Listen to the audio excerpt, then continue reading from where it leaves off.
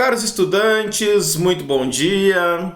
Eu sou o professor Carlos Bartel, do Instituto Federal Catarinense, e estou aqui no nosso canal conversando sobre história, para conversar hoje sobre a Revolução Francesa. Está aqui nosso livrinho referência, né, do Carlos Guilherme Mota, e nós já começamos a conversar sobre esse assunto. Vou deixar o link aqui da nossa conversa passada, na qual eu abordei a sociedade na França revolucionária, né, as características da sociedade, a crise que originou a Revolução e também algumas ideias iluministas que serviram de fundamento ideológico, né, as ideias que sustentaram os ideais revolucionários. Então hoje nós vamos aprofundar aí o assunto, falando sobre o processo revolucionário. Então vamos lá para o início da Revolução.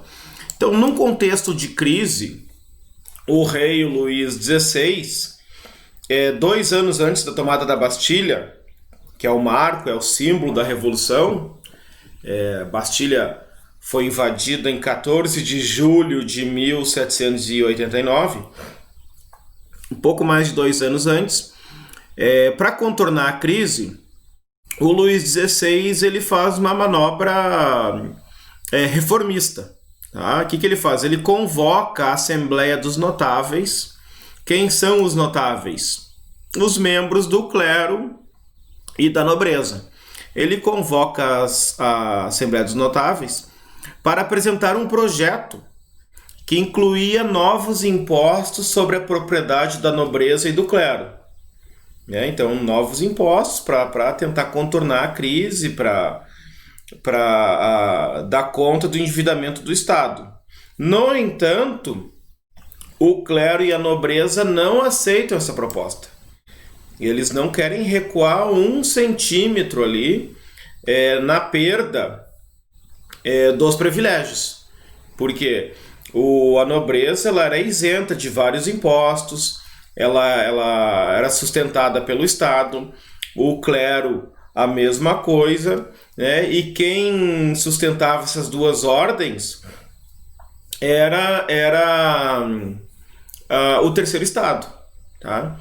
E aqui o seguinte, a nobreza e o clero, eles não perderiam direitos, né? Eles teriam diminuídos alguns dos seus privilégios, devido à grande desigualdade social que havia na França desse período e a crise, que era uma crise generalizada em todos os aspectos que a gente falou aqui anteriormente.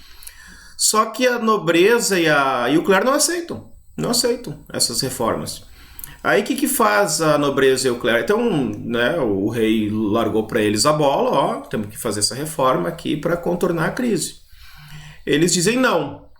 Aí o rei perguntou, então, qual é a solução que vocês sugerem? O que vocês sugerem para acabar, para minimizar a crise? E devolve a bola para eles. E aí esses membros, né, a Assembleia dos Notáveis, dá uma ideia para o rei. Convoca os Estados Gerais, né, que aí são 3 ordens. Convoca as 3 ordens do clero, a nobreza e o terceiro Estado, né, que, como a gente viu, era bastante heterogêneo. Convoca as 3 ordens, os Estados Gerais, e vamos aumentar o imposto em cima do terceiro Estado. Vamos cobrar mais imposto em cima do terceiro Estado.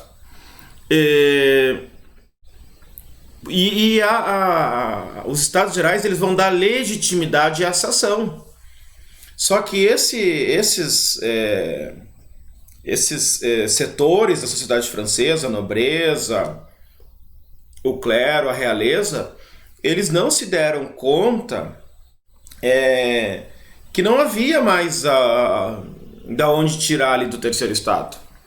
Tá? Mas enfim, aí convocaram os Estados Gerais.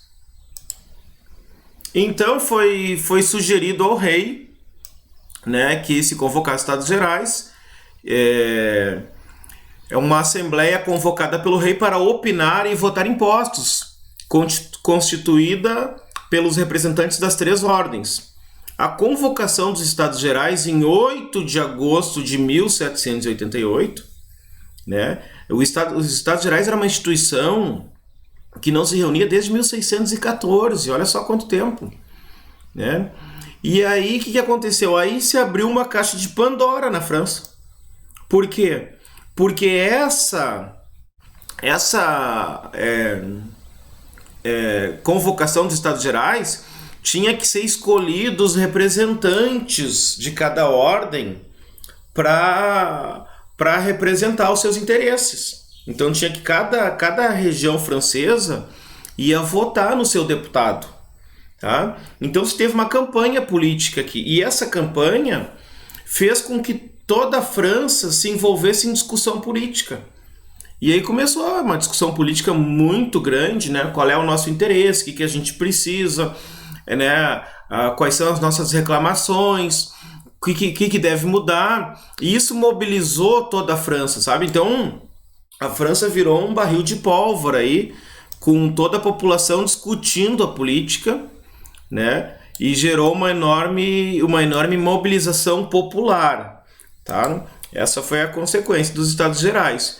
E havia nos Estados Gerais, ali, além de ter que escolher os seus representantes, havia um caderno de queixas. O que era isso? Era onde a população ia ali e manifestava, né? O que a população está descontente com o quê? O que está precisando? O que precisa mudar? E esse caderno de queixas, né? Cada região tinha o seu, ele seria levado para os Estados Gerais para servir de referência aos deputados. Olha aqui, ó, aqui o interesse da população. Tá? Então, assim, os deputados eleitos, cada região elegeu seus deputados dentro de cada ordem, e a reunião dos Estados Gerais, ela começou em maio de 1789, né, com toda a solenidade. Quando o rei entrasse na reunião, os membros do terceiro estado tinham que se ajoelhar, né, em submissão ao rei. E aí tem uma jogada ali da nobreza e do clero, que essa que era a ideia desses dois grupos, que era o seguinte: a votação nos Estados Gerais, ela se dava por ordem, ela não se dava pelo número de deputados, né? Então, eu não me recordo agora quantos deputados tinha exatamente, mas vamos supor, se tivesse lá 900, não uma conta que não era assim, tá? Vamos ser uma conta redonda. Se tivesse 300 deputados de cada estado, nós teríamos 900 votos. Só que não era computado voto por cabeça, era computado voto por ordem, por estado. Então o clero, que era o primeiro estado, e a nobreza, que é o segundo, eles votariam juntos. E o terceiro estado votaria, né, contrário. Então seria sempre 2-1, tá? Então essa era a ideia da nobreza e do clero. Então vamos seguir aqui, nós temos mais uma imagem da reunião dos Estados Gerais, né? E aí o que acontece? O clero e a nobreza não se deram conta que no terceiro estado tinha gente muito bem preparada do ponto de vista intelectual, do ponto de vista teórico. Não eram iniciantes que estavam ali. Então, nós tínhamos advogados, médicos, empresários, né? A burguesia. Tá? A gente sabe que o terceiro estado não era formado apenas pela burguesia. Havia no terceiro estado os camponeses, havia os artesãos, os profissionais liberais, a burguesia junto ali. E a população em geral estava ali, representada pelo terceiro estado, que tinha uma liderança burguesa. E esses líderes da burguesia francesa, eles colocam uma questão de ordem. Qual é a questão de ordem? O voto, ele não poderia ser por estado, ele deveria ser por cabeça. Bom, essa questão de ordem, ela vai desestabilizar os Estados Gerais. Os Estados Gerais vai travar a discussão, né? O rei vai tentar impor a força ali. E aí esses burgueses, né, os representantes do terceiro estado, eles vão começar a buscar apoio popular, apoio nas ruas de Paris, né, apoio nas ruas da França. E aí o que acontece? Aí o rei ele vai tentar encerrar essa discussão, vai interditar a discussão, e no dia 20 de junho de 1789, o terceiro estado se retira da Assembleia dos Estados Gerais. Tá? E aí ele diz fazem o seguinte, eles se reúnem numa quadra de pela, né, que é tipo um jogo de tênis, tá? Só que numa quadra fechada. Eles se reúnem ali e fazem um juramento. Qual é o juramento que esses deputados do terceiro estado fazem? Eles decidem permanecer reunidos até formarem uma constituição para a França. Quer dizer, aqui já mudou de figura a situação. Quer dizer, era só para votar ali se ia aumentar imposto ou não ia. O terceiro estado aproveita esse momento, né? Como se cria um impasse nos Estados Gerais, esses membros se retiram e agora eles mudaram a pauta. Agora eles querem fazer uma Constituição. O que é a Constituição? É o conjunto de leis que regulamenta e normatiza o Estado. A França não tinha isso, né? As leis emanavam da monarquia. Né? O rei, ele estava acima das leis. Aí diz, não, mas o rei também cumpria a lei. Sim, o rei cumpria a lei, mas as leis eram feitas pelo corpo ali monárquico. E se o rei não estivesse satisfeito com uma lei, ele alterava a lei. Por quê? Porque mesmo que existissem leis, o rei estava acima delas. Tá? Agora, com a Constituição, é o contrário. O rei vai estar submetido à lei, à legislação. Então, eles querem uma Constituição. E aí começa uma queda de braço muito grande entre a nobreza, o rei, e o terceiro estado. E o rei, ele se aproxima do exército para fazer valer a sua vontade pela força, como sempre foi feito. No entanto, os revolucionários, os membros do terceiro estado, eles vão buscar o apoio na população. E essa população que foi violentada por um estado arbitrário, um estado autoritário, um estado absoluto, né, essa população, ela também vai responder com muita violência. Tá? Ela vai responder com muita violência. Então, vamos seguir aqui. Aí, o que é importante agora? A gente entender quando se coloca essa agenda, a Constituição. Inclusive, eu vou deixar 2 vídeos aqui, 2 documentários sobre a Constituição no Brasil. Constituição de 88, nossa última, né, que mobilizou bastante a sociedade também. Uma discussão política, né? Que sociedade que nós queremos? Quais os direitos que têm que serem garantidos? Quais os deveres que precisam constar ali no documento? Né? Quais os princípios? Né? O princípio ele é mais importante que uma lei, porque o princípio ele aponta para as leis. Ele é mais abrangente. Né? Então nós somos uma sociedade laica, né? Na qual todas as religiões são respeitadas. Tá? Isso é um princípio, né? Então a lei vai ter que sempre seguir esse princípio aí. Vou deixar aqui 2 documentários sobre 2 links ali sobre o debate. Só que no Brasil não teve ruptura. Nós saímos lá de um estado ditatorial, autoritário, que deixou uma herança devastadora para o Brasil, uma inflação galopante, como se dizia na época, né? O Estado cometeu várias arbitrariedades, aí os militares se retiram da política, se estabelece um governo civil e aí se faz uma Constituição para criar uma nova ordem para o Estado brasileiro. Mas na França nós tivemos uma ruptura com a ordem, né? Ali foi derramado muito sangue. Então, qual é os grupos que estão disputando o poder político na esfera do Estado? Nós temos aqui alguns grupos para a gente poder entender. Então nós temos aqui, ó, eu coloquei aqui 5 grupos e eu já vou explicar por que essa nomenclatura. Porque essa nomenclatura que se fala tanto hoje no Brasil, aí, né, está se revivendo a Guerra Fria, sem termos Guerra Fria, né, esquerda, direita, né, tudo ou é esquerda ou é direita, né, o professor deu uma aula, isso é coisa de esquerda, o outro falou lá, isso é coisa de direita, né, e muitas vezes sem saber o que significa isso. Essa nomenclatura esquerda e direita, ela é criada na Revolução Francesa. Por quê?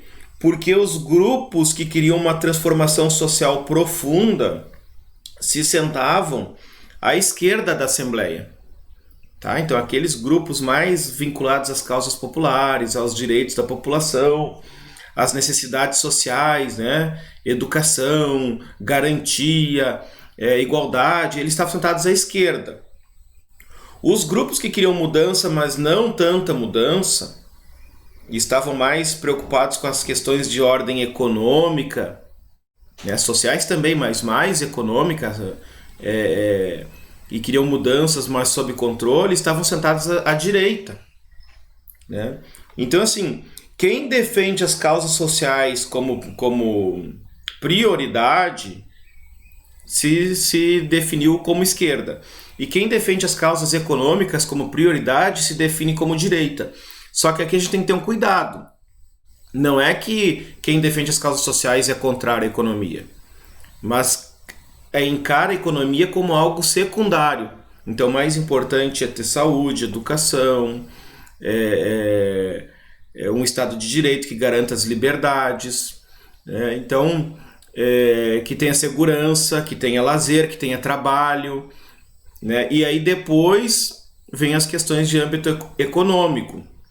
Então a economia ela tem que estar sendo regulada também pelo Estado. Não pode ficar toda ela na mão da livre iniciativa. Tá? Então aqui esquerda. E a direita, a economia.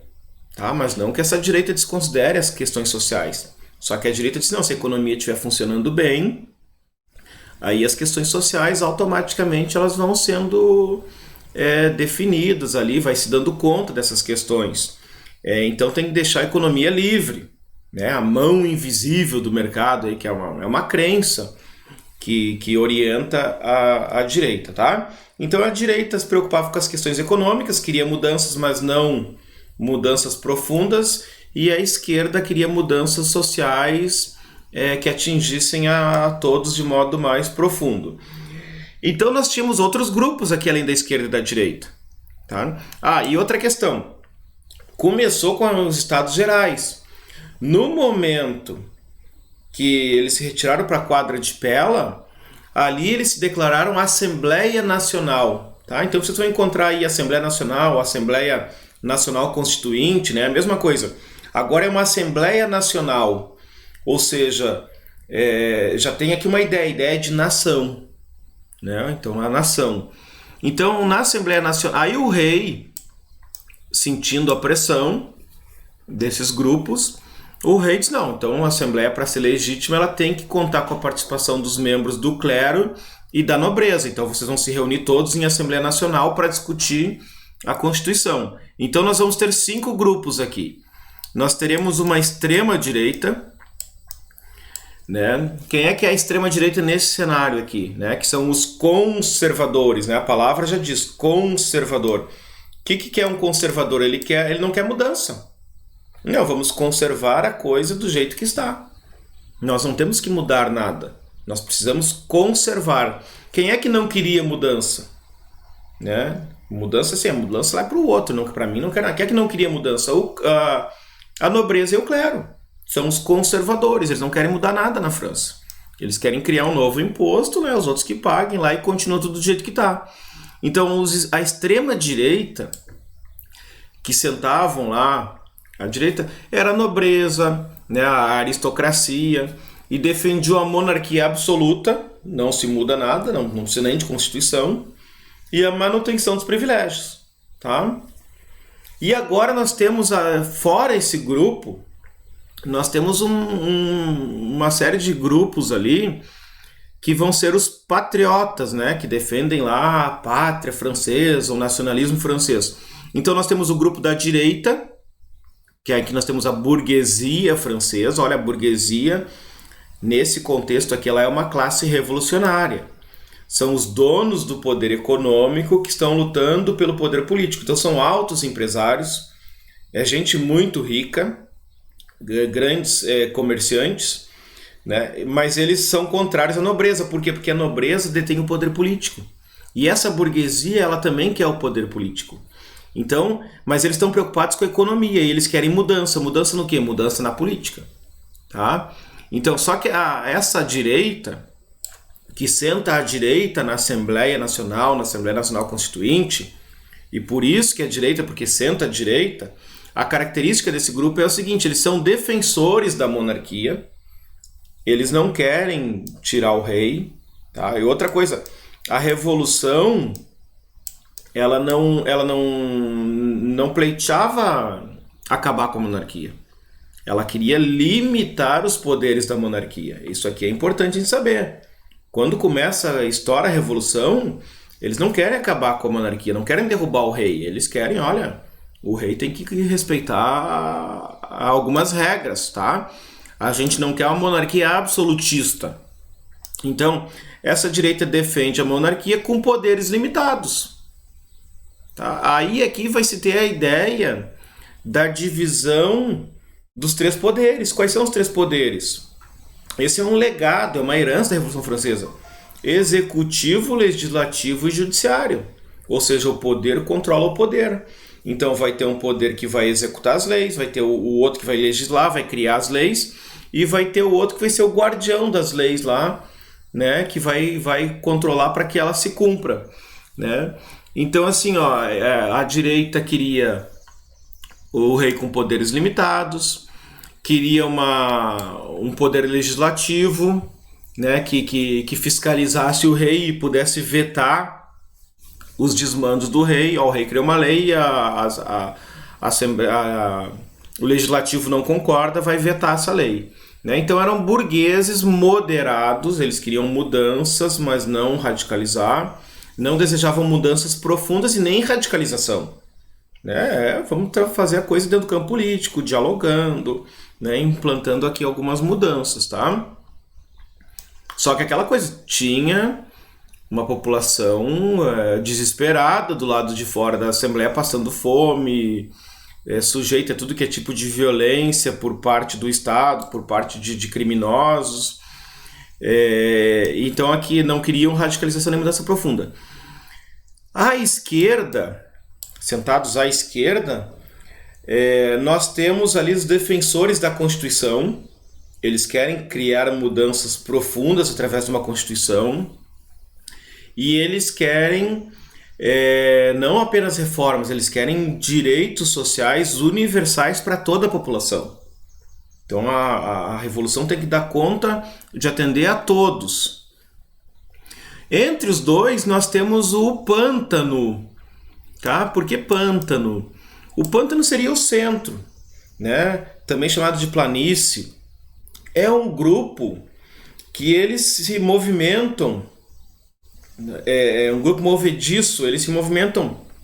Uma hora eles apoiam grupos da direita, outra hora eles apoiam grupos da esquerda, e eles fazem pender o fiel da balança.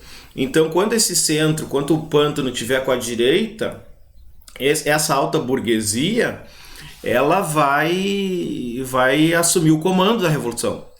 Quando esse pântano for para o lado esquerdo, esse grupo da esquerda vai assumir o comando. Tá? Então, se a direita é alta burguesia, a esquerda é uma baixa burguesia.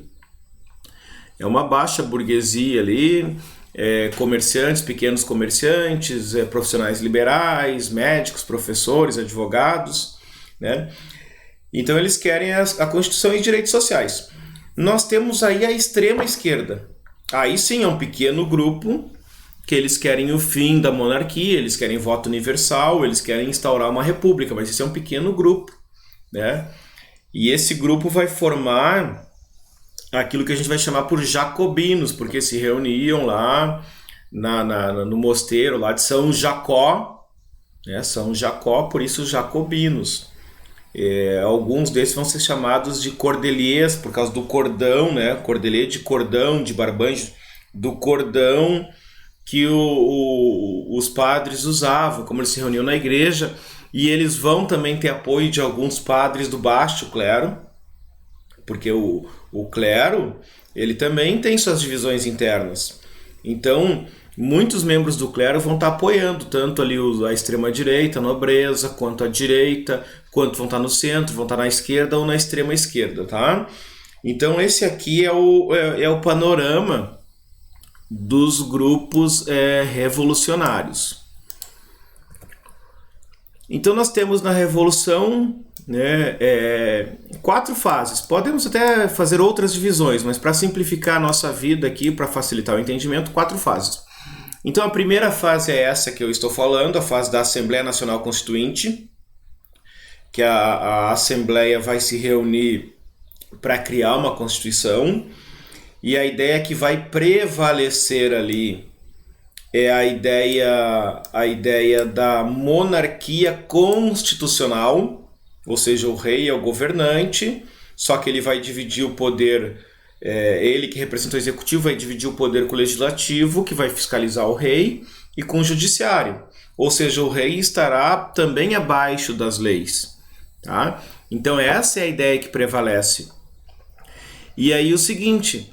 A ideia não é mais que o poder ele emana de Deus e o rei representa o Deus na terra.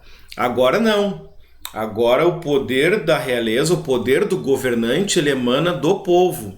A soberania do povo. Então o povo não é súdito do rei. O povo agora ele passa a ter o direito de cidadania. Os cidadãos... né, que concedem o poder para o seu governante, e o governante vai governar para o bem dos cidadãos que não são seus súditos. Tá? Essa é a ideia que prevalece. Bom, aí tudo certinho, né?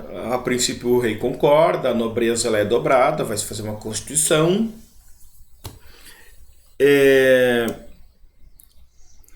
Só que acontece uma coisa inusitada, né? Qual é a coisa? O rei, dizendo que concordava com a Constituição e a nobreza também, eles estão na realidade nos bastidores conspirando contra a Revolução. E eles estão organizando forças fora da França. Por quê? Porque teve alguns momentos ali que para ser diminuído os direitos do clero, da nobreza e da realeza, a Revolução ela se radicalizou, né? E nesse contexto tem a tomada da Bastilha, com ataques à realeza, ataques aos nobres. Aí nós temos o período do Grande Medo, que a Assembleia dizendo que o rei não quer fazer mudança, que o rei vai reprimir a todos com violência, a população se rebela e começa a atacar a nobreza. Então é a fase do Grande Medo. E começa a atacar a nobreza com medo de represália. Né? Olha, os nobres vão se vingar de vocês. Né? Então a população se desespera e parte para o contra-ataque e ataca com muita violência, e eles não, e vai voltar tudo como era antigamente. Então eles invadem os palácios, os castelos, colocam fogo, rasgam o documento e matam muitos nobres. E esses nobres, alguns eles fogem da França para organizar a contra-revolução fora da França. Esses nobres eles vão ser chamados de emigrados, tá? De emigrados. Porque na queda de braço ali da Assembleia Constituinte, quem leva vantagem é a burguesia e essa representação popular. Né? Nós temos que atender as demandas da população, do povo, que é a maioria, e não da nobreza e nem do alto clero. inclusive membros do clero, do baixo clero, vão se colocar do lado do terceiro estado. E o parte da nobreza também. Tem nobres que dizem, não, realmente tem que fazer essas reformas aqui para a gente tentar contornar a crise. Mas a grande maioria da nobreza não. Então eles vão fugir da França e vão organizar ali um movimento contra-revolucionário. Tá? Esses grupos são chamados de emigrados, saíram da França. Mas e qual é o interesse dos outros reinos em ajudar esses nobres? Bom, nós temos que pensar que a Europa é toda governada por reis. E esse movimento que está acontecendo na França, ele começa a colocar em xeque todos esses reis. Esses reis começam a se sentir ameaçados. E se o que está acontecendo na França acontecer aqui conosco também? Então tem uma solidariedade internacional ali para abafar a revolução. Tá? Mas aí o que estava se encaminhando uma constituição monárquica, com o rei lá, o rei vai continuar no poder, só que em 20 de junho de 1791 acontece um episódio. Qual é o episódio? A fuga da realeza. Quer dizer, o rei que estava sendo vigiado, ele vai fugir para sair da França, vai ser emigrado também. E o rei estava conspirando, porque ele dizia lá na Assembleia que ele concordava, mas na realidade ele não, por trás, ele estava trocando correspondência, não concordando com aquilo que estava sendo feito. E ele vai sair disfarçado lá de cocheiro lá, e os filhos vão sair disfarçados, a esposa também. Só que quando ele chega na cidade de Varennes, ali em 20 de junho, 20 para 21, lá que fica a poucos quilômetros da fronteira da França, ele é reconhecido. E aí o rei é preso e trazido de volta para Paris. E isso causa um mal-estar terrível. Por quê? Porque já estava tudo se encaminhando ali para uma decisão, vai ter uma assembleia, o rei vai ser o governante, e agora nós temos uma constituição que o rei é o governante, só que a gente não pode confiar no rei, porque na realidade o rei traiu a revolução. Tá? Esse que é o fato. O rei traiu a revolução. Bom, mesmo assim, em setembro de 91, nessa situação de mal-estar, é promulgada, né, uma Constituição, né, promulgada. Ela é construída de baixo para cima, ela é discutida com a sociedade. Essa é a diferença de uma Constituição promulgada e outra outorgada. O Dom Pedro I, no Brasil, em 1824, ele cria uma Constituição e ele outorga, ele fecha a Assembleia Nacional Constituinte Brasileira, que ia fazer uma Constituição, e ele entrega a Constituição pronta, né? Então ela vem pelas mãos do governante, ela é outorgada de cima para baixo. A da França foi promulgada, como a nossa de 88 no Brasil, ela foi promulgada. Teve uma grande discussão com a sociedade e se entregou o documento. E o rei é o governante, só que aí já se forma o período da Assembleia Legislativa.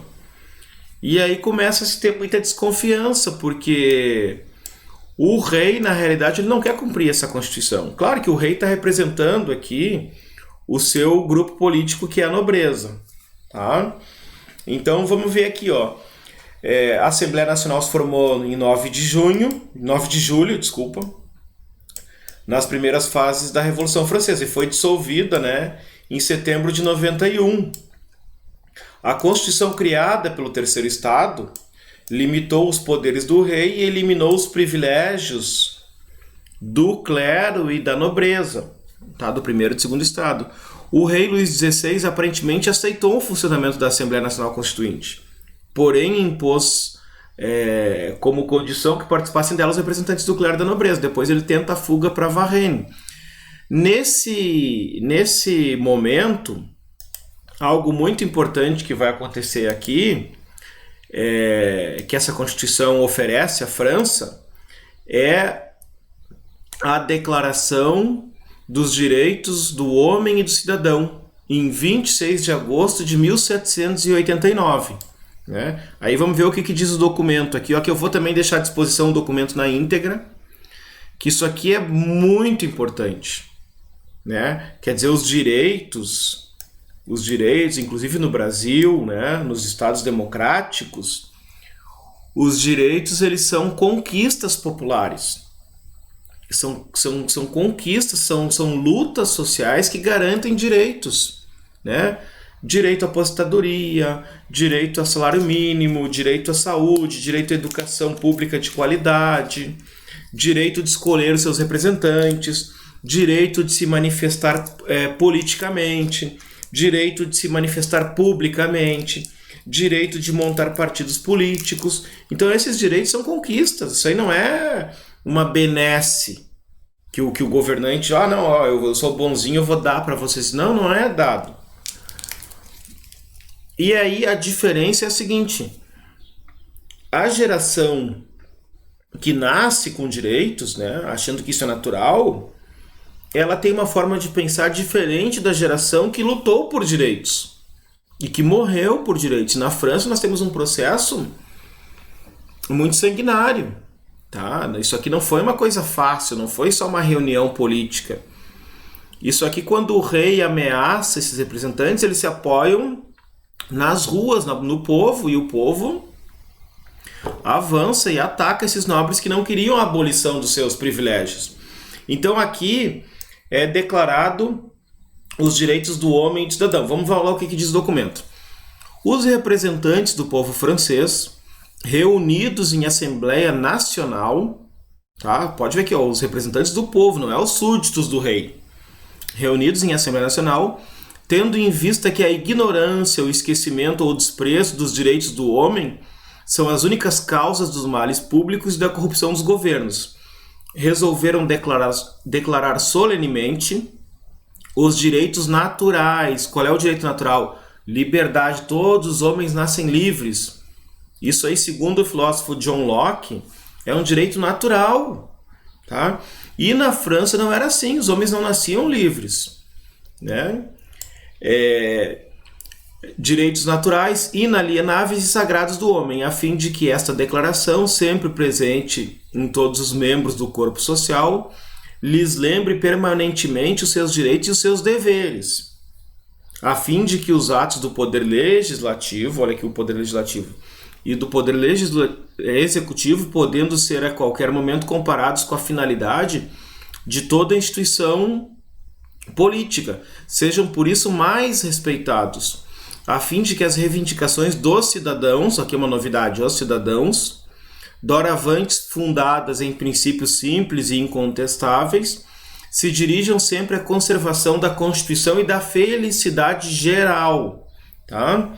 Então aqui, ó, quais são os princípios da Revolução Francesa? Igualdade, liberdade e fraternidade. Ou seja, a igualdade aqui não é igualdade de fato, todos têm que ser iguais em tudo, não. É igualdade de direito, todos nascem iguais. Aí, na vida, se eles vão desenvolver suas habilidades, é outra questão. Mas eles nascem com os mesmos direitos. Então não é assim, quem nasce camponês vai ser camponês, quem nasce nobre vai continuar sendo nobre, não. Não existe mais isso. Agora todos são cidadãos, todos têm os mesmos direitos e os mesmos deveres, tá? Essa é a ideia, igualdade de direito. Liberdade, todos nascem livres. Então foi abolido o feudalismo, olha aqui, século XVIII. Quer dizer, normas medievais foram abolidas na Revolução Francesa. Não tem mais súdito, ninguém tem mais um senhor. Ah, que lá é o meu senhor. Aí passa a se tratar agora como cidadão. Ô cidadão fulano, ô cidadão não sei o quê. Não é mais o senhor para cá, senhor para lá. Não tem mais, agora todos são cidadãos. É o princípio da liberdade. Todos são livres. Ninguém nasce mais submetido ao jugo de outro. E a fraternidade, o que é fraternidade? Todos fazem parte da mesma nação, né? Nós temos aqui uma comunidade imaginada, uma comunidade nacional, né? Falamos a mesma língua, temos os mesmos valores, a mesma cultura, tá? E o rei nos representa. O rei é o nosso governante. Então aqui, ó, são 17 artigos, aqui eu coloquei só para ilustrar o primeiro artigo, o artigo 1. Os homens nascem e são livres. Isso aqui é revolucionário para a época. Por quê? Porque hoje a gente nasce livre, naquela época não se nascia livre. Né? E iguais em direitos.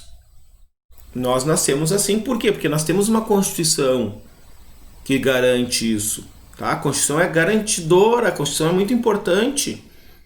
Nós temos que lutar para que se cumpra a Constituição, porque ela garante os nossos direitos, a nossa liberdade. E na França não havia isso. Então o artigo 1 já vai dizer isso. As distinções sociais só podem fundamentar-se na utilidade comum. Tá? Vai ser distinto social se tu trabalhou lá, se tu fez alguma coisa que tu por merecesse, não porque tu nasceu. Tá? Artigo 2. A finalidade de toda associação política é a conservação dos direitos naturais. Que direito? De liberdade, de igualdade perante a lei, tá? De fraternidade. Esses direitos são a liberdade, a propriedade, a propriedade tem que ser garantida, a segurança e a resistência à opressão. Não pode ser assim, não, tu vai preso. Por que eu vou preso? Porque eu sou nobre e eu estou dizendo. Ah, tu tem que pagar o imposto, para mim é tanto imposto. Por quê? Porque eu sou nobre, eu ocupo um cargo aqui. Aí vai lá no tribunal, o nobre e o camponês. Aí a palavra do nobre serve como prova. Ah, mas qual é a prova? Ah, a palavra do nobre. Ele inventou lá, ele disse. Não, agora não. Resistência à opressão. O princípio de toda soberania reside essencialmente na nação. Olha que não reside mais em Deus. Nenhuma operação, nenhum indivíduo pode exercer autoridade que dela não emane expressamente. Tá? Então, o poder vem da população. Então, esse aqui é um movimento muito importante, a Declaração dos Direitos do Homem e do Cidadão, que a gente tem que compreender melhor isso, porque isso é para o bem da humanidade. Né? A Declaração dos Direitos do Homem e do Cidadão, que depois vai ser novamente, depois da Segunda Guerra, né? Declaração Universal dos Direitos do Homem, lá, né? Promulgada pela ONU, que aí é todo mundo, né? Tem os mesmos direitos, né? O direito à educação, à liberdade, a isso. Mas aqui a Revolução Francesa é esse documento que está à disposição aqui. Um outro documento importante vai ser a Constituição Civil do Clero. O que é isso? Que a gente fala, a igreja foi expulsa da França. Né? Isso é, na realidade, uma força de expressão. Por quê? Com a Constituição Civil do Clero, o clero, a igreja francesa, ela estava subordinada ao Estado francês e não ao Papa, e não ao Vaticano. Então, os membros da igreja vão ter que jurar fidelidade à Constituição Civil do Clero. E aí, obviamente, muitos membros da igreja não vão fazer isso. Então nós teremos aqui uma divisão também dentro do clero, uma outra divisão, além do baixo clero e do alto clero. Nós teremos agora os juramentados, aqueles que apoiam a Revolução e juraram a Constituição Civil do Clero, estão sobre as ordens do Estado francês, e os refratários, aqueles que não aceitam essa Constituição porque a igreja está subordinada a Roma.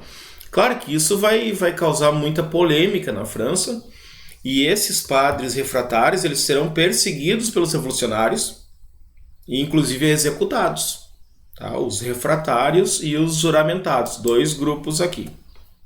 Então, a Constituição Civil do Clero ela é estabelecida em 12 de junho de 1790, tá? Ainda na primeira fase da Revolução, que aqui vai sendo formada a Constituição, né? A abolição dos direitos feudais,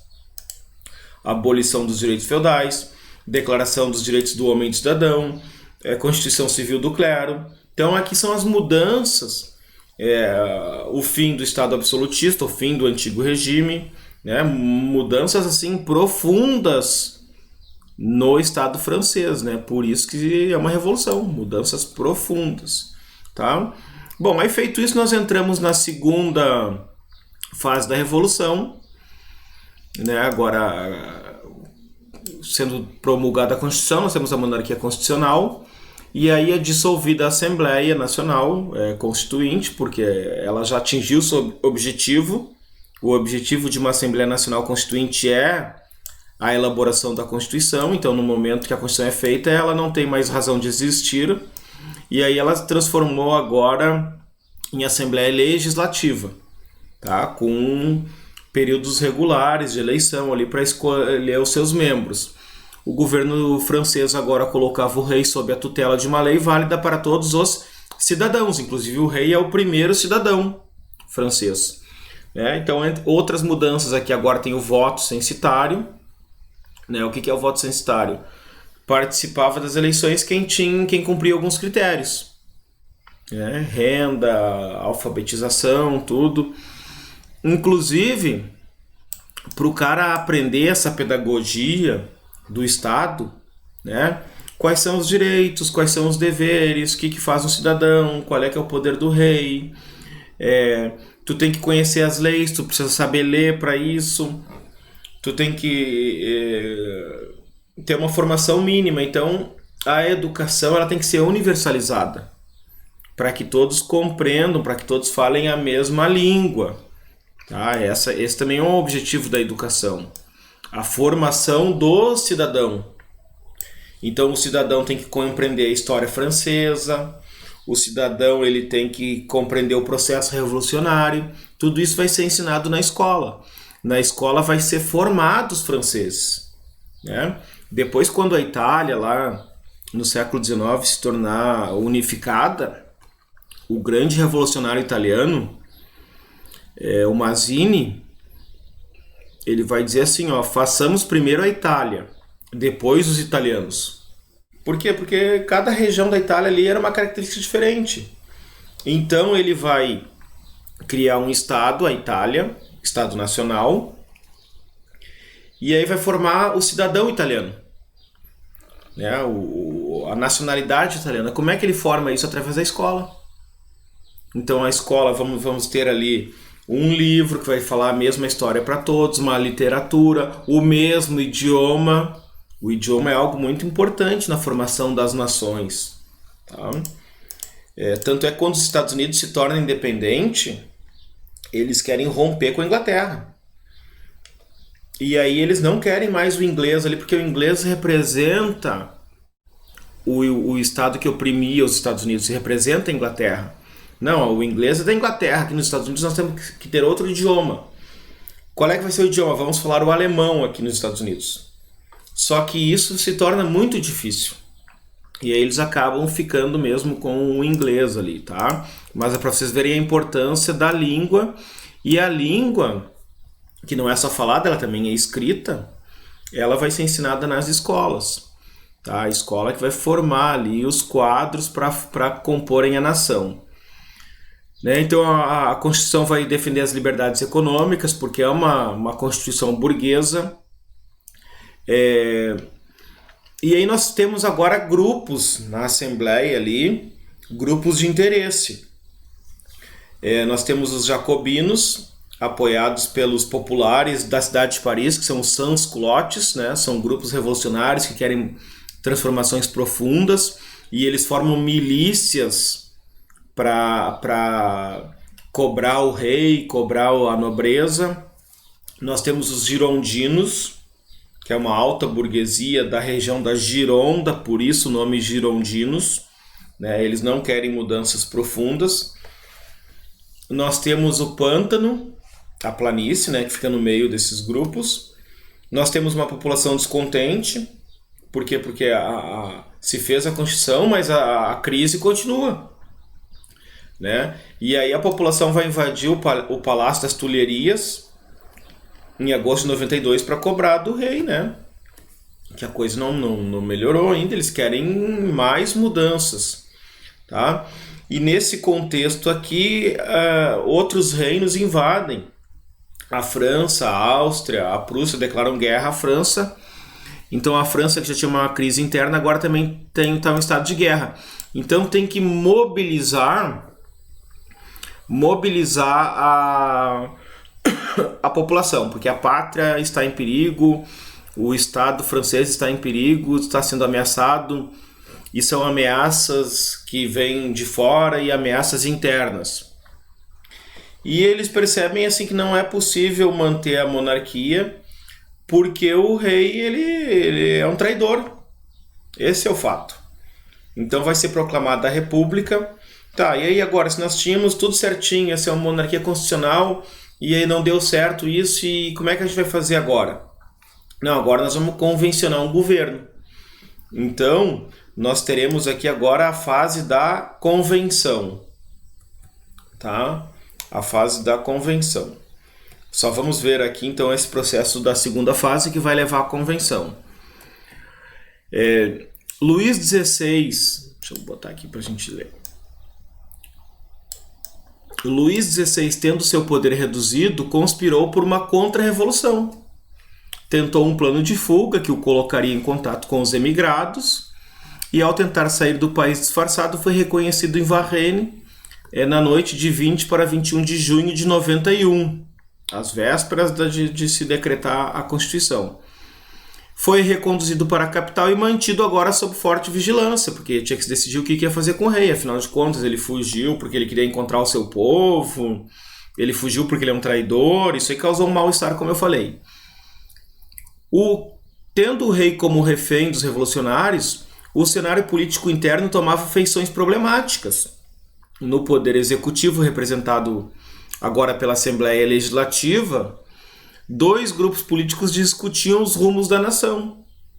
Tá? Girondinos e jacobinos. Né? Então, girondinos, grupo político formado pelos membros da alta burguesia, e jacobinos, representantes de pequenos burgueses das classes populares. Então, aqui é a segunda fase. Os jacobinos defendiam a urgência das reformas mais profundas que atendessem prontamente às reivindicações dos menos favorecidos. Enquanto isso, as medidas econômicas adotadas pelo novo governo não alcançavam os efeitos esperados. Na França, uma nova onda inflacionária assolava o país.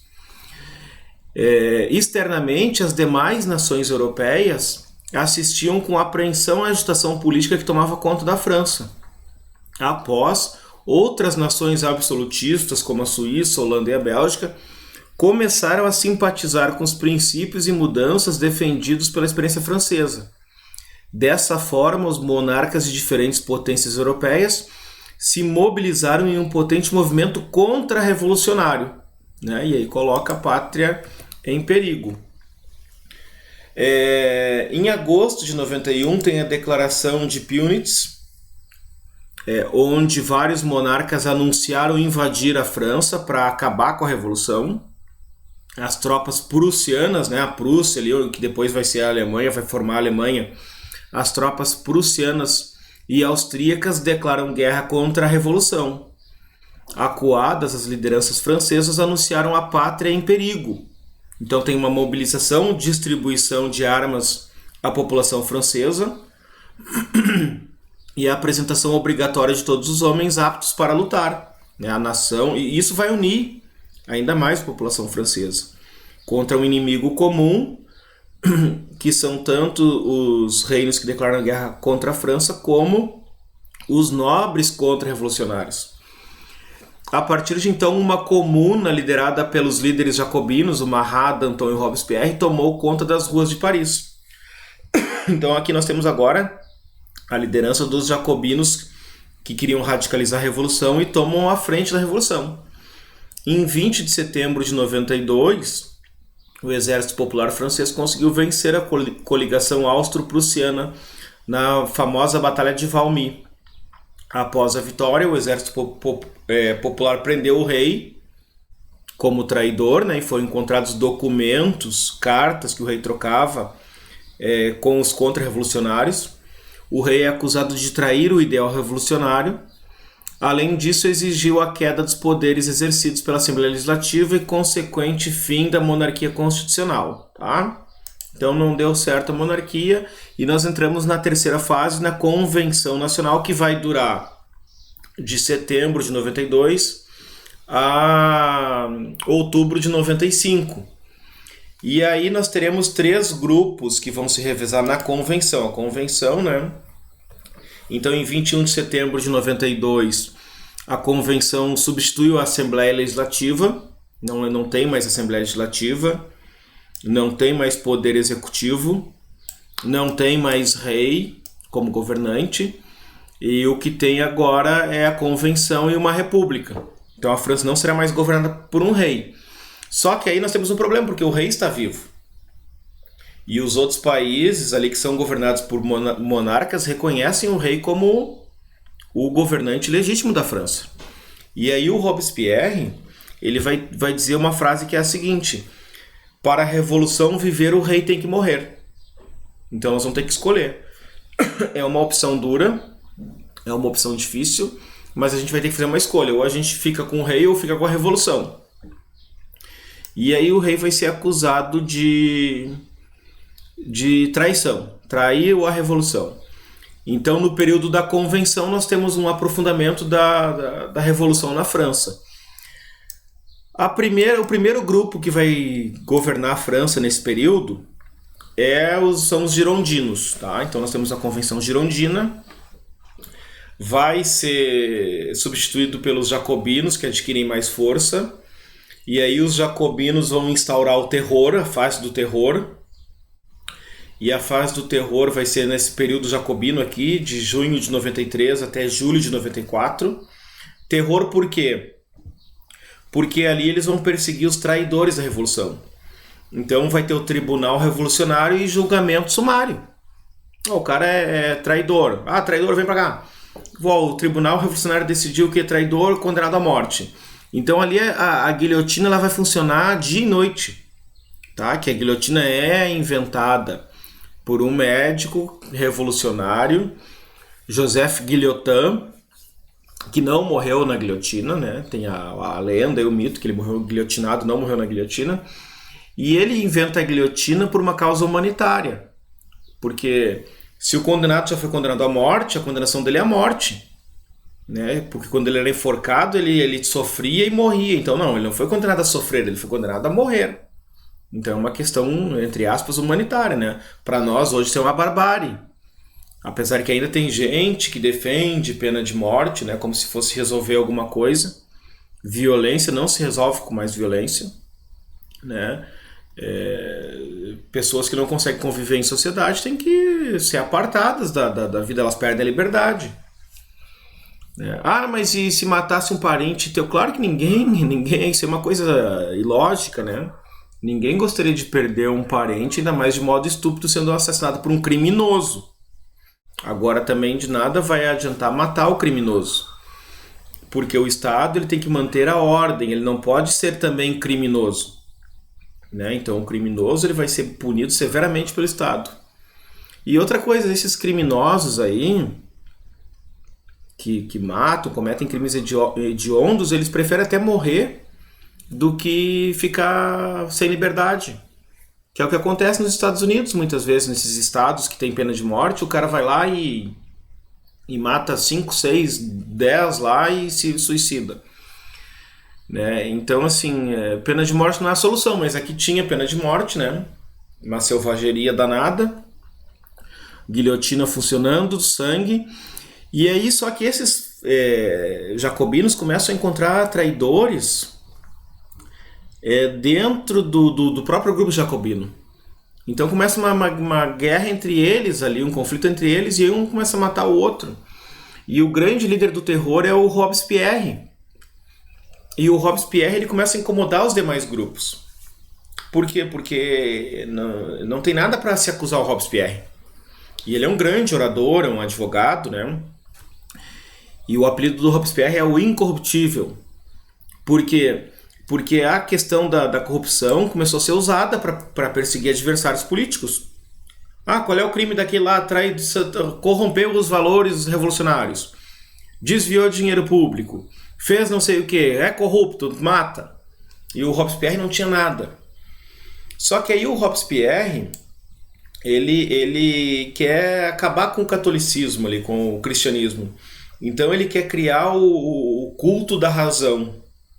Né? Agora nós teremos a razão, os valores democráticos e todo um ritual, as festas da deusa razão. E aí os adversários vão dizer que ele está mistificando.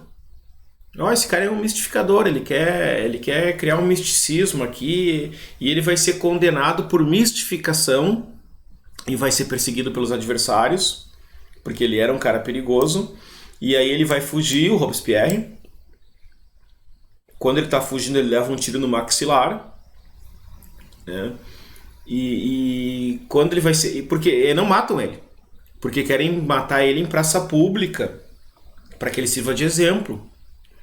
É um tirano, o Robespierre, hein?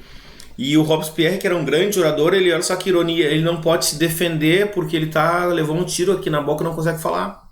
Então eles condenam ele à morte, botam uma atadura aqui na boca dele, segurando aqui o rosto, e levam ele para a guilhotina. Ele é guilhotinado também. Tá? Claro que antes do Robespierre, o rei já tinha sido condenado à morte, porque daí a convenção, ela decide, né? A convenção que decide que o rei é um traidor e a pena dele é a morte. O rei, ele é decapitado na guilhotina em 21 de janeiro de 1793.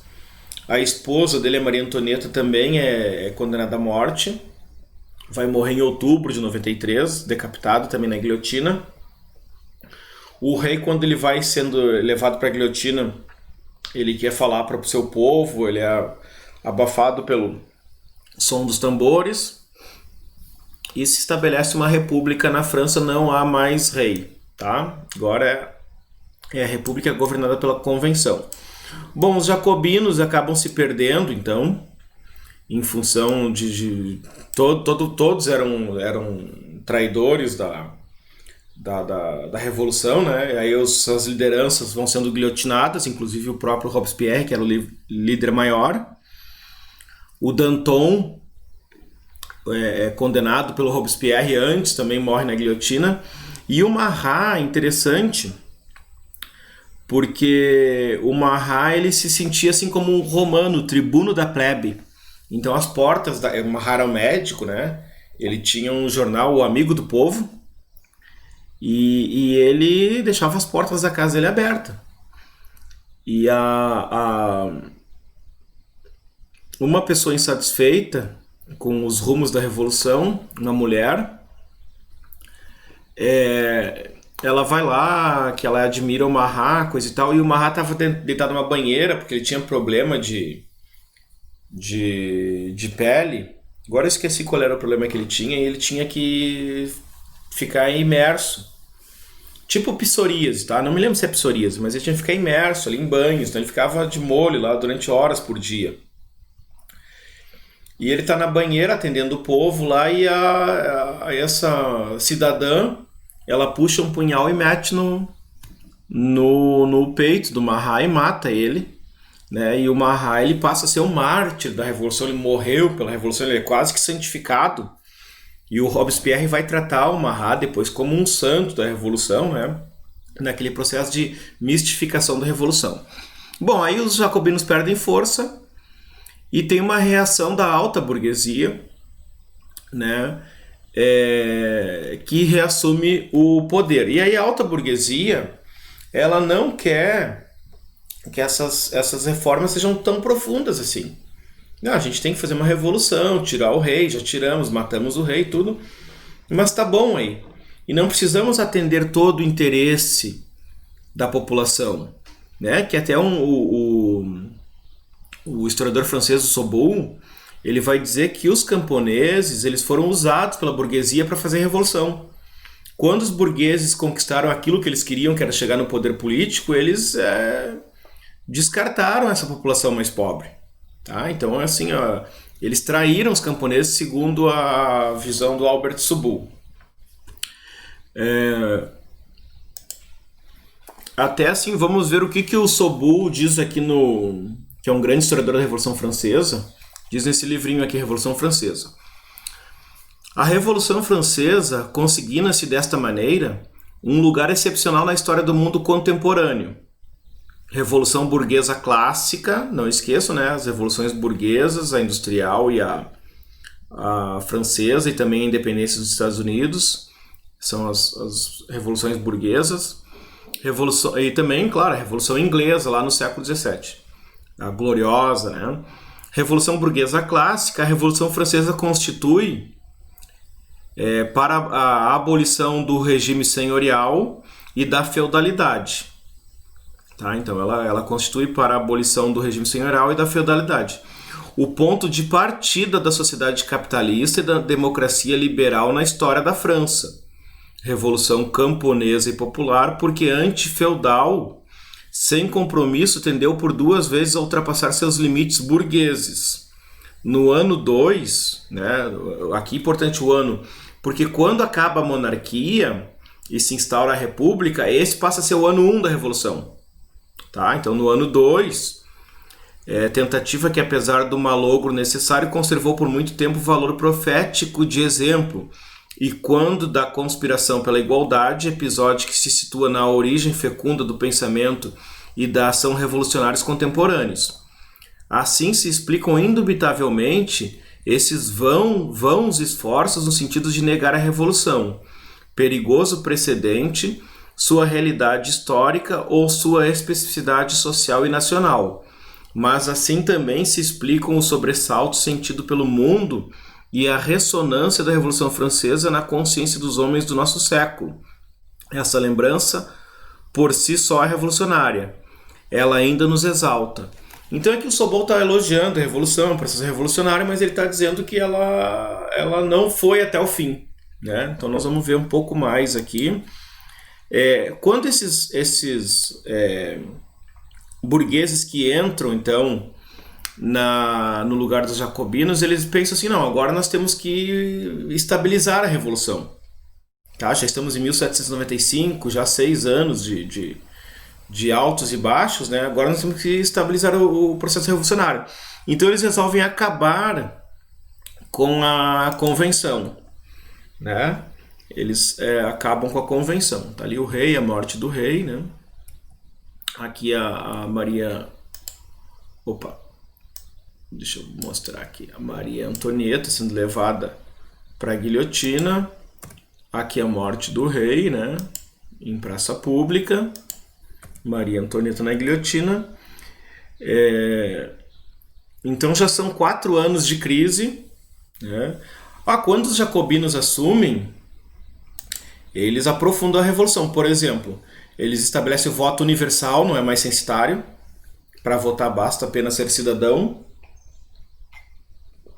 Fim da escravidão nas colônias francesas. Uma colônia francesa é o Haiti, e ali vai ter então uma revolta negra, né? Vai ser abolida a escravidão no Haiti. Direito de greve, direito ao trabalho, ensino gratuito, e estabelece também um calendário revolucionário.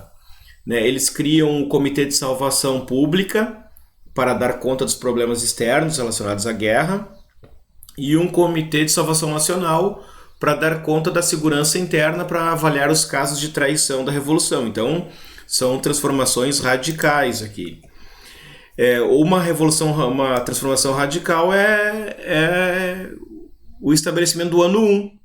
Tá? O ano 1, né, 1793, o ano começa em setembro, na realidade. E 92, 93 vai ser o ano 1. E eles mudam, inclusive, os meses do ano.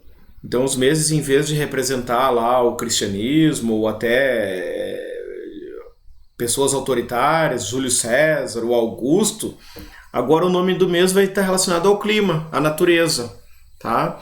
Então, nós teremos ali o vindemiário, que é o mês da colheita da uva, o brumário, mês das brumas, do nevoeiro, o frimário, mês das geadas, o nivoso, pluvioso, ventoso, o germinal, né, mês da germinação, mês da semente, né, que vai de março a abril, o floreal, mês das flores, o prairial, messidor, e o termidor, mês do calor, né, termidor, e o frutidor, tá?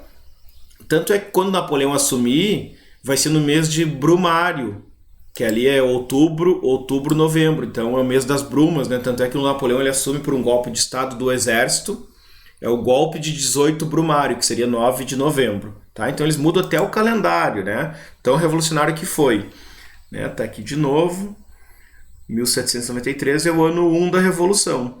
E essa contagem aqui na França, ela vai ser interrompida depois só lá com Napoleão Bonaparte. que aí o Napoleão ele volta a usar o calendário cristão, calendário da Igreja Católica. Aqui uma imagem do Marat. Então, uma imagem do Marat. E vamos lá para a última fase da Revolução, então, que é o diretório. São 5 diretores que representam o poder executivo, então não é um presidente, são 5 diretores que dirigem a França, e mais um conselho de 500, né? Mais um conselho de 500 e um conselho dos velhos, então seria como se fosse a Câmara dos Deputados e o Senado, né? Então o conselho dos 500 e o conselho dos anciãos formam o legislativo, e o diretório é o executivo com 5 diretores que são eleitos anualmente, vai saindo ali um diretor. O governo é alta burguesia, e aqui essa alta burguesia, para não deixar as classes populares colocarem a pauta delas na política, elas vão se aproximar do exército, o exército que vinha tendo vitórias contra os inimigos da França, e aí vai surgir ali um soldado, um oficialzinho do exército ali que vai começar a se destacar, que é o Napoleão Bonaparte. Eles eliminam os jacobinos são perseguidos, então não há mais jacobinos representantes das causas populares. Eles revogam muitas medidas anteriores, né, acabam cancelando aquilo que foi feito. O voto volta a ser censitário, não é mais universal. Havia o congelamento dos preços para beneficiar a população, eles anulam isso. Volta a ter a escravidão no Haiti, aí nós teremos a Revolução do Haiti. E cancelam o Tribunal Revolucionário. Tá? Eles perseguem inimigos, né? Então, assim, os jacobinos têm que sair de cena, a nobreza sai de cena também, os realistas, os emigrados. O exército é um aliado, só que o exército francês ele começa a desrespeitar as decisões do diretório, né? E nós temos algumas revoltas da nobreza que querem a volta do antigo regime, tá? E nós temos também as revoltas populares. Então aqui nós teremos a famosa Conjuração dos Iguais, lideradas por Graco Babeuf, que é uma ideia inicial de comunismo, né? Uma sociedade comum, onde todos são iguais, né? Só que aqui é mais uma coisa sem um programa político, né? É uma ideia ali que é uma idealização, uma coisa utópica, é mais um sonho, tá? É a Conjuração dos Iguais, que eles vão ser reprimidos também e vão ser eliminados. Então o diretório é um poder executivo exercido por 5 diretores, eleitos por 5 anos. De inspiração burguesa, o diretório foi instaurado por republicanos moderados após a reação termidoriana, né, a reação dos girondinos, como é chamado o terceiro período da Convenção. A reação termidoriana, né, é um golpe de Estado engendrado pela alta burguesia, que marcou o fim da participação popular no processo revolucionário iniciado em 1789. Então agora o povo está fora das decisões. O governo do diretório era autoritário e fundamentado na aliança entre a burguesia e o exército, né, até para reprimir a população. Foi o responsável por elaborar uma nova Constituição, a Constituição do ano 3, que ficou pronta em 1795, que protegeria os interesses da burguesia das duas grandes ameaças, a República Democrática Jacobina, que queria radicalizar a Revolução, se aproximando dos desejos da população e atendendo esses desejos, e da nobreza, que queria a volta do antigo regime. Então, no diretório, muitas medidas foram revogadas, sendo estabelecido o voto censitário, que elegia as duas câmaras, né, que a gente viu aqui, o Conselho dos 500 e o Conselho dos Anciãos, e anualmente ocorria a renovação de 1/3 do corpo legislativo e a substituição de um diretor. Nos 4 anos de existência, então esse que é um período mais longo, né, o regime enfrentou revoltas de realistas e dos jacobinos, como a chamada Conjuração dos Iguais, em 1796. Um movimento de radicais igualitaristas que propunha a comunidade dos bens e do trabalho. Pretendia estabelecer a igualdade efetiva entre os homens, não é uma igualdade de direito, aqui é uma igualdade de fato, o que, segundo seu líder, o Babeuf, só poderia ser alcançado mediante a abolição da propriedade privada. Olha aqui, o germe do comunismo, tá? Então, o comunismo não tem propriedade privada, e esse aqui, lá na Revolução Francesa, já se falava, e esses comunistas primitivos aqui foram duramente reprimidos. A revolta, então, foi duramente esmagada pelo Diretório, que decretou a pena de morte para todos os participantes do movimento, inclusive Babeuf, que foi decapitado na guilhotina, tá? E aí tem o Diretório, e aí o que acontece? Tem um líder aqui, e o líder agora, ele que é um líder militar, que ele assume grande popularidade na França, e ele resolve acabar com o Diretório e estabelecer um governo pela força. E então nós temos um golpe de Estado, uma mudança novamente aqui na forma de governar, que é o famoso golpe de 18 Brumário, no qual o general Napoleão Bonaparte acaba com o Diretório e ele passa a ser agora o governante. Tá? Ele é o ditador, né? Napoleão Bonaparte assume o poder. Olha o que diz o Stendhal, um grande escritor francês. César e Alexandre já têm um sucessor, Napoleão Bonaparte. Só que o Napoleão Bonaparte ele não vai atender às reivindicações populares e nem à nobreza. O Napoleão é contra a nobreza, ele vai falar muito sempre contrário à aristocracia. E o Napoleão ele vai levar então para os outros países os ideais da Revolução Francesa burguesa. Por quê? Porque agora a França, ao invés de ser atacada pelos seus inimigos, ela vai atacar esses inimigos. E o Napoleão, cada estado monárquico que ele invade, ele vai tirar o rei de lá. E ele vai colocar um governante de sua confiança. E ele começa a desorganizar o mapa da Europa. E claro que como o Napoleão vencendo guerra, ele saqueia esses países, Então ele começa a organizar a França e começa a estabilizar economicamente, entrando muito dinheiro a partir dessas guerras. E o Napoleão ele faz várias reformas. Então ele cria o Código Civil, ele universaliza a educação, ele leva os ideais burgueses para toda a Europa. Tá? Mas aí isso aqui já é uma outra história.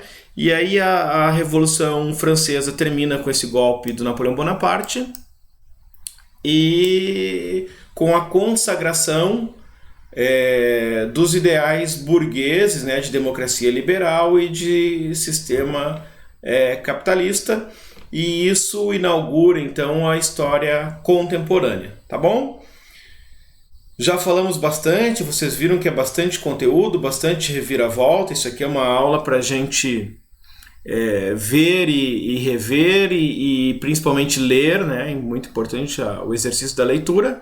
Então eu vou deixar alguns documentos para vocês e também a Constituição, a discussão da Constituição no Brasil através de 2 documentários, tá bom?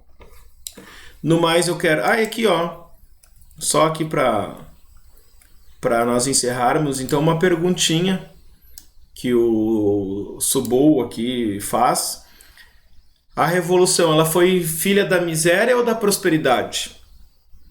A Revolução aconteceu por causa da crise, da miséria da população, que não tinha pão, que tinha fome, ou porque a França estava se modernizando e aquelas estruturas antigas não davam mais conta e ela precisava se modernizar com o avanço da economia, o avanço da política e por aí vai. Então é uma pergunta para a gente pensar.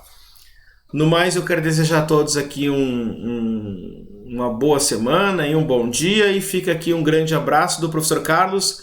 Até a próxima!